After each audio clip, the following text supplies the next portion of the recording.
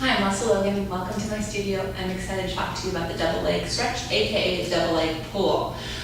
This is what Jay Grimes would say is the exercise in Pilates. And I've done lots of studies with him and workshops on how this exercise really is it. And I have to tell you, if I'm struggling with an exercise, if I just kind of envision myself starting from this double leg pull and going into the exercise and what that would mean, it really has helped me, especially with the headstands. And so many other exercises in the Pilates. So if you are cheating in your double leg stretch, your double leg pull, it's going to actually take you out of alignment in your body. You're not going to be able to do the fun things that you like to do in the rest of the practice. You're going to always have the same struggle. So just double check that you're not cheating your way through this.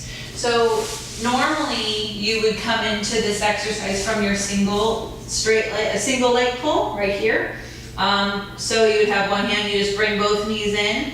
Ideally you stay up. If you need to press your head down, okay, but pull your ribs in, reach your arms and legs away. And this is where people lose it. They tend to go like this and then they circle around. So it's like, hello, and then it's around. But really, whatever's touching the mat, that's what stays touching the mat. Whatever's touching the mat stays touching the mat. And so what I actually am feeling like I'm doing is stretching my lower back all the way to my toes and my upper back all the way to my fingers.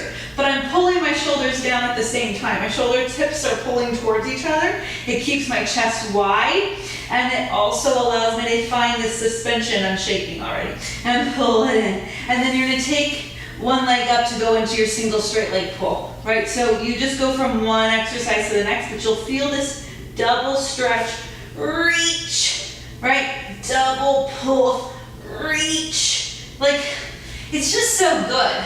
It's you're rolling like a ball into a reach. And from here you can do anything, right? So don't let your upper back fall down and lose your upper abs, because it will make things like elephant kind of suck. Like if you can't keep this pulling in that round shape, it challenges your tree, it challenges your stomach massage, it challenges basically definitely all your round back exercises, but even the tall back ones too, because then you go into a tall back and you're like, boom, ribs right out. So if you can think of your two-way stretch, your double leg pull right there, you're going to get so much length in every single Pilates exercise. So I highly recommend you practice this one because it's really fun and it's really juicy and it'll make you super strong.